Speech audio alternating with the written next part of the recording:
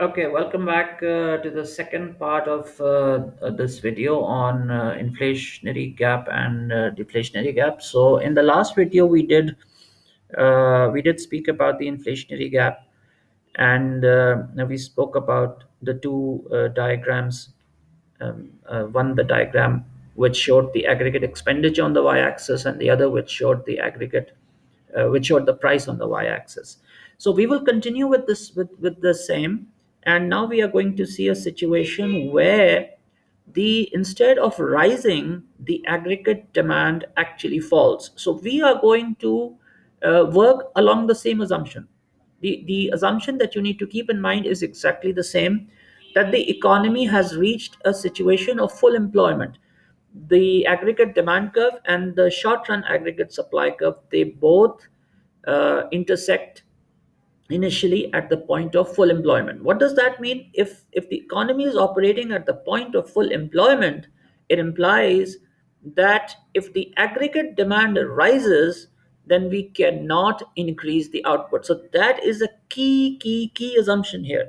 The key assumption is that it is impossible to increase the output. However, let's now look at the same example that we did last time, but in reverse. So what were we saying last time? We said that the economy is in balance. It is in equilibrium, and the output was equal to the aggregate expenditure. So the output. So here is our formula, which you need to keep in mind. Money income is equal to net output value. So but look at this example now in reverse. Ignore the diagram on the left. We initially said that the output was 500 million, and initially the money income was also 500 million, and the for some odd reason um, the aggregate demand increased and the money income also increased. That left, after adjusting for withdrawals, tax, and savings, that left 200 million in excess in the economy, and that created the inflationary gap. Okay, that because we could not increase the output, so that created inflation in the economy. This is a key concept among the Keynesians when they try to understand what causes inflation in the economy. The same example can be used in reverse as well. What happens if, let's say, for example, the output and the aggregate expenditure in the economy was 900 million, let's assume. And now aggregate demand, instead of rising, the aggregate demand falls. So now look at this situation. This is going to create a deflationary gap. Okay.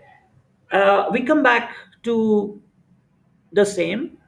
This diagram, there is aggregate expenditure on the y-axis and there is national income on the x-axis. This time, the point A, as we saw last time, point A represented the point A represented the point where the economy was producing whatever was being produced was being matched by the aggregate expenditure. So here there was no inflationary gap, no deflationary gap, nothing, no inflationary pressures, let's say, on the economy.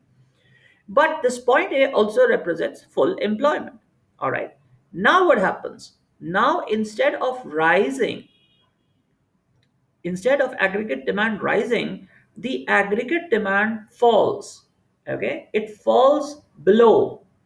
Okay, and it falls from uh, um, to the level of AD. Okay, we are assuming that previously it was higher, as we saw in the inflationary gap.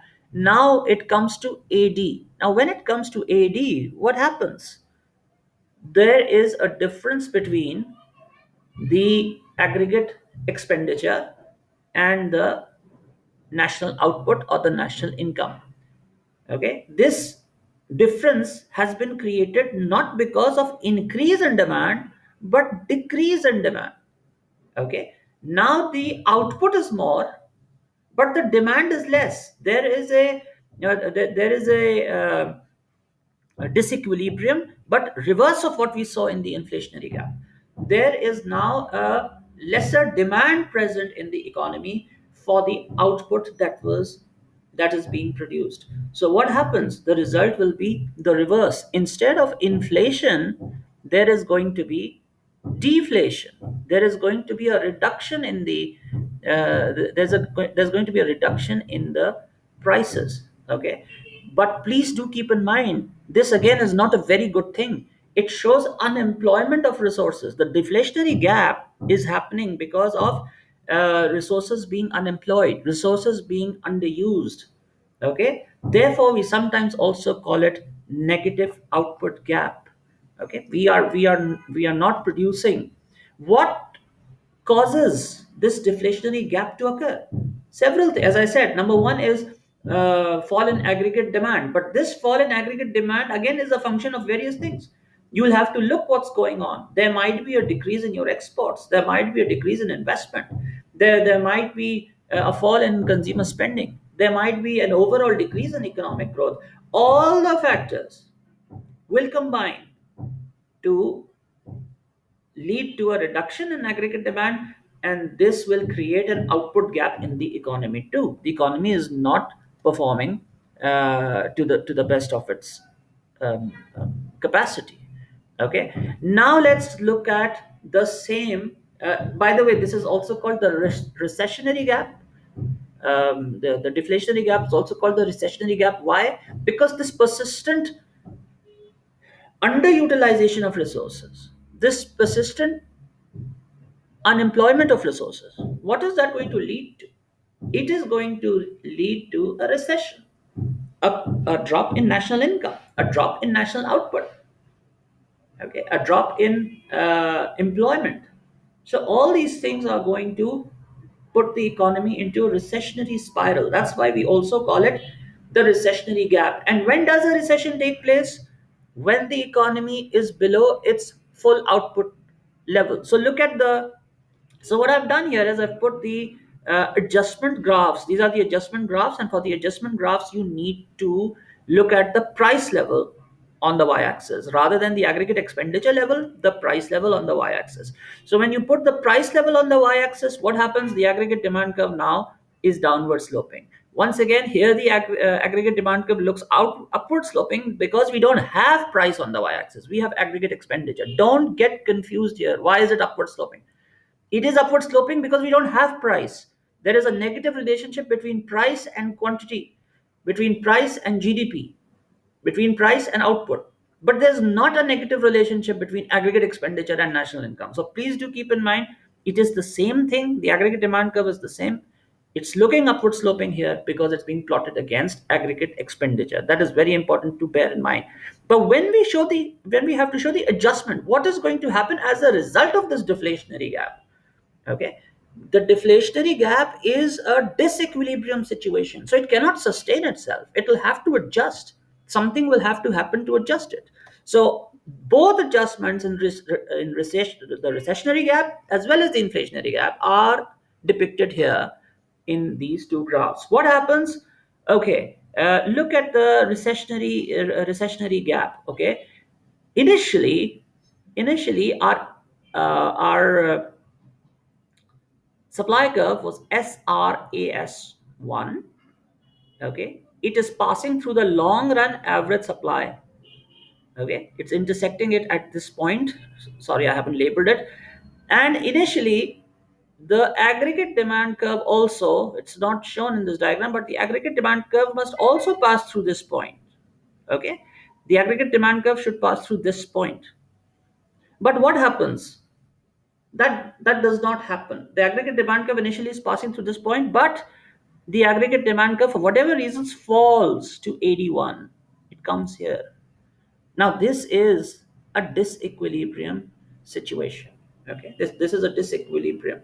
This is a deflationary gap. The difference between Y, which is the full employment output, okay, and Y1, which is the 81 output, which takes place when aggregate demand decreases.